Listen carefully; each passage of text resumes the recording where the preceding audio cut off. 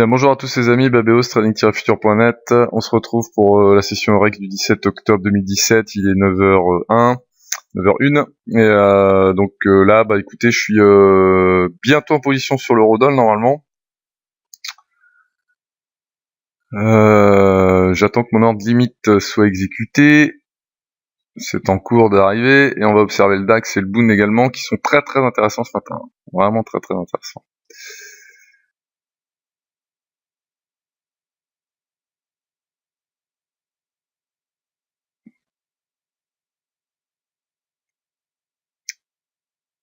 Bon, j'ai deux contrats sur l'eurodoll qui sont en passe d'être exécutés.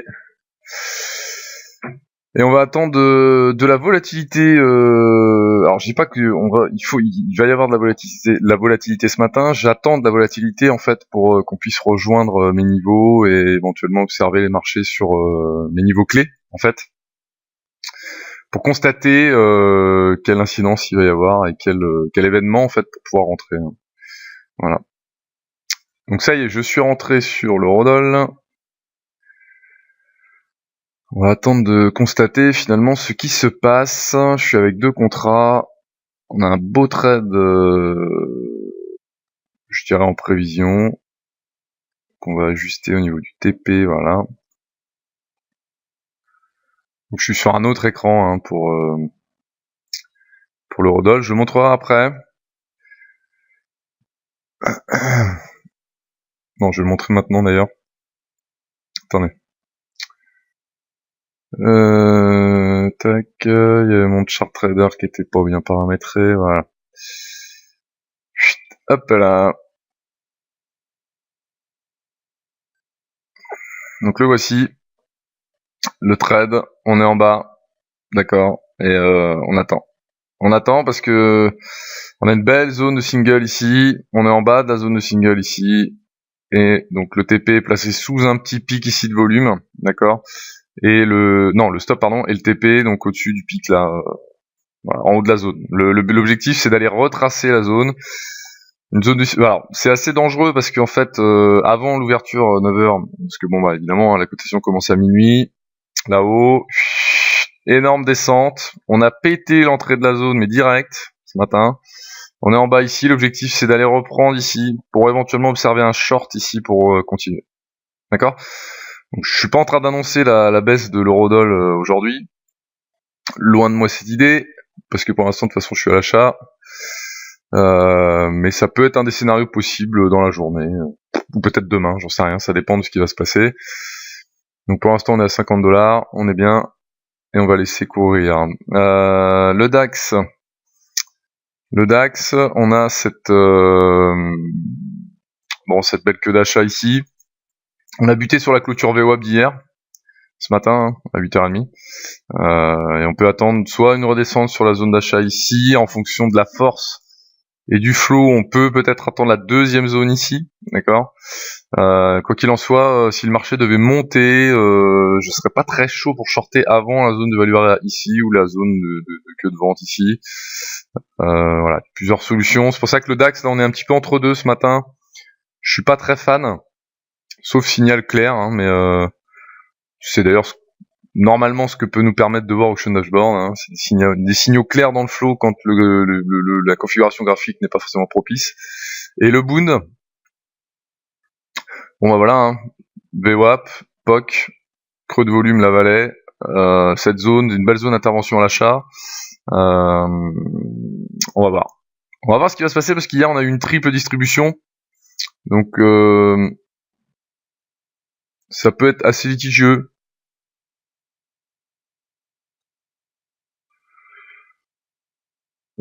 Je suis en train de réajuster mes graphes, excusez-moi. Hop. Hop. Voilà. Donc on a un peu de volade sur le DAX, c'est cool. Alors attendez, je vais rajuster ça aussi. Je vais rajuster mon graphe AD. On est sur le plus bas de la session, sur le DAX. Enfin, on vient de le retoucher. 982.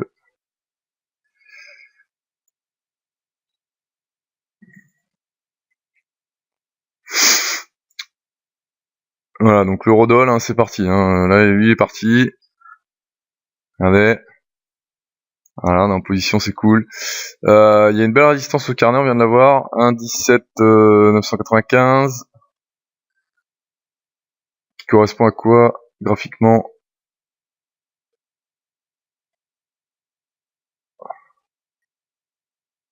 Ah, pas grand chose. Ah si, hein, ou 1,18 évidemment. Hein. Zone forte d'intervention. 112,50. C'est un beau trade, hein, c'est un super trade qu'on est en train de faire là. On a vraiment touché un tick au tick près mon buy limit.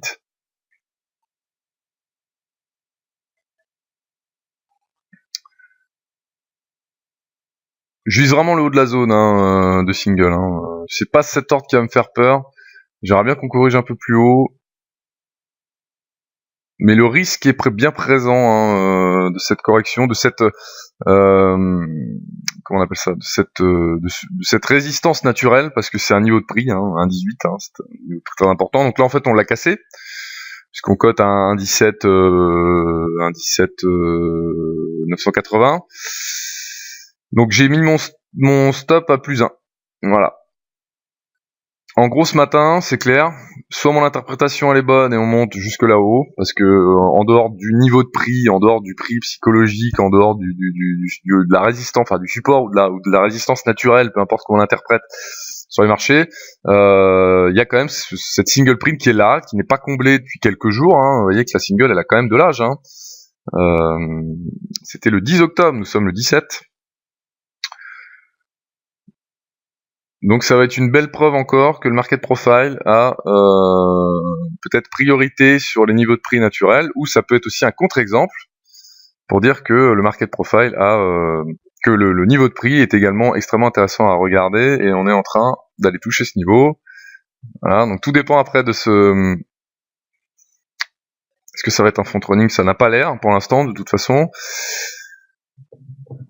Le niveau commence à s'enlever. On a absorbé un peu d'achat. Voilà donc auction dashboard, ce qui se passe. On a toujours une pression des limites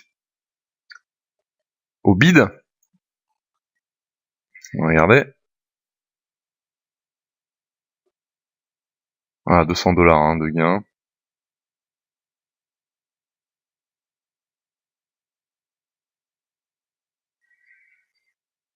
J'avais bon espoir ce matin pour ce trade. Il se déroule vraiment comme prévu. D'ailleurs, on va sûrement clôturer à 212,50. Hein, c'est déjà extrêmement bien.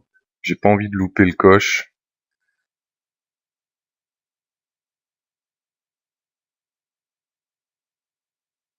On y va. J'ai pas fermé encore. 212,50.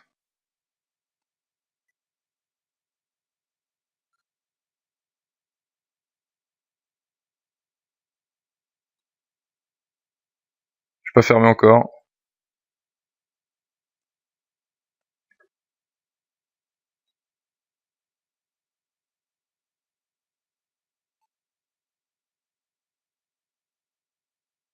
Bon, je sors. Hein. Je suis pas sorti encore. Je sors mais je sécurise. On remonte d'un tick encore. 225. Allez. Oh, c'est bon ça. Allez, va le toucher mon TP.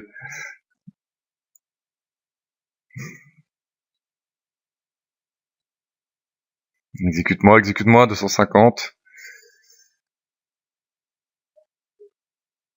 Allez, petit. Juste sortir du marché, voilà. Merci. Ok, donc c'est fait. 237,50€ ce matin, 237,50$. Regardez la volatilité. C'est magnifique. Regardez-moi ça.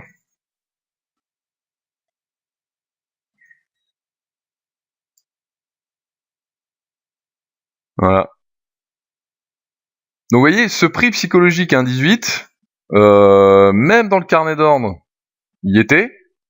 D'accord? Il était là en protection. Et regardez maintenant. Alors, ça c'est typique du Forex. On pourrait l'interpréter comme un flip de liquidité, mais bon, c'est pas C'est très lent, la réaction est très lente. C'est le principe du forex hein, sur le carnet d'ordre. Franchement, on a parfois des semblants de spoofing, mais à 5-6 ticks du prix, du niveau de prix. C'est typique du forex. Voilà. Enfin, c'est typique des contrats futurs sur les devises, du coup. Voilà, c'était très beau, les amis. Vous avez vu un peu cette zone de single. Alors, j'en reparlerai dans la formation, évidemment, les zones de single print. On est de toute façon amené à combler cette zone de creux de temps et pas forcément de volume d'ailleurs. Mais cette zone de market profile de toute façon doit être travaillée. Alors est-ce qu'on va rejeter directement, ce qui signifie vraiment un rejet complet des 1,18 sur l'euro hein. C'est possible, hein. C'est un super support même au niveau fondamental. Donc d'autant plus, mais bon, on verra bien. Mais quand on y pense, on les a cassés il y a quelques jours, on n'a jamais été revisité, on les revisite là, c'est pas parce qu'on était à 1,17 910 que voilà. Mais j'ai acheté pour l'instant le plus bas de la journée. C'est pas forcément le plus bas de la journée définitive, hein, il est que 9h12, hein, je le rappelle. Donc c'est complètement insignifiant ce que je viens de dire, mais voilà, la réaction de la matinée, elle était là. Elle était là, et grâce au market profile, on peut définir des zones d'intervention extrêmement intéressantes. Extrêmement intéressantes, vous l'avez vu. Je vais peut-être m'arrêter là pour la capture. Moi, je vais continuer évidemment. Je vais là l'eurodoll, je suis plutôt pas fan pour shorter, mais je vais certainement continuer un peu de DAX ce matin. Ça va dépendre de la réaction, mais je pense qu'il va falloir être patient encore ce matin, comme la précédente vidéo. Il va falloir être très patient pour justement élaborer une stratégie d'investissement intéressante. Donc là, en fait, c'est plutôt un setup graphique, on va dire. Alors je sais qu'il y en a qui aiment pas le mot setup, hein, mais c'est le mot que j'utilise moi de toute façon, peu importe la signification. Moi ma signification c'est voilà, c'est une configuration de marché. Peu importe ceux qui essayent de voir le côté littéraire du truc, hein, faites-le si vous voulez, ça me dérange pas, mais ne me corrigez pas forcément. Vous pouvez me corriger, je veux dire, mais je continuerai en fait à utiliser ce terme parce que ça fait très longtemps que je l'utilise. Et ça fait très longtemps que j'y suis attaché en fait, parce que c'est aussi un terme qu'on utilise un peu dans le gaming. Étant joueur à mes heures perdues, c'est un mot qui m'est familier, c'est pour ça que j'utilise beaucoup. Bon, je suis en train d'essayer de regarder sur l'eurodoll, oui, on a une réaction là sur le haut de cette zone de single, il y a un pic volume 18,035, on va pas chipoter. Voilà, donc vous voyez un petit peu comment on arrive à mélanger, enfin comment je mélange en fait à la fois les configurations graphiques. Donc il y a des configurations graphiques qui font partie de mes setups sans forcément observer, sans forcément on va dire prioriser le flow dans ma prise de position, ça peut arriver. Mais il y a aussi des prises de position, vous l'avez vu dernièrement, sur des configurations du flow qui ne se prêtent pas forcément à la configuration graphique. Donc ça c'est une interprétation encore différente. Et il y a la double configuration en fait graphique et order flow. Pour pouvoir évoluer tous les jours au sein des marchés, essayer d'avoir des opportunités de trading régulières et ne pas s'ennuyer, excusez-moi du terme, devant l'écran. Il y a à la fois des configurations graphiques, des configurations du carnet, soit individuelles chacune de leur côté, soit effectivement ensemble. Il n'y a pas forcément de force de niveau, c'est pas parce qu'il y a une configuration graphique et flow que c'est forcément plus fiable que s'il y avait que le flow, mais on va dire que psychologiquement c'est quand même mieux effectivement d'avoir une configuration à la fois graphique et à la fois de l'order flow. Mais la configuration graphique que je vous ai présentée là sur l'euro USD, c'est une habitude chez moi, et de toute façon quand on regarde Auction Dashboard, on remarque évidemment les deltas de limite qui ont accompagné le prix, on le voit ici, hein. Vous voyez, 37, 32, 40, 42, 53, 65, et une liquidité qui s'est effacée historiquement en face à l'ASC, donc forcément ça se prête bien à un achat, mais moi j'ai acheté ici en bas, d'accord, j'ai vraiment acheté le plus bas. Je n'ai pas attendu la réaction du flow en fait pour entrer en position, parce que la configuration graphique, je la valide sans forcément avoir besoin du flow à côté. Voilà, l'explication elle est là en fait, hein, elle est simplement là l'explication.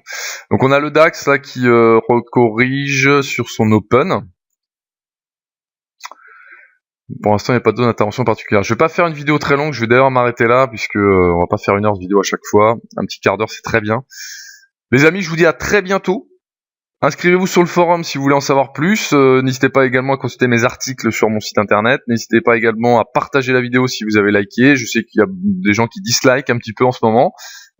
Merci à eux parce que c'est eux qui sont mon premier public, d'accord. C'est eux qui regardent pour mes vidéos très certainement dès qu'elles sont publiées.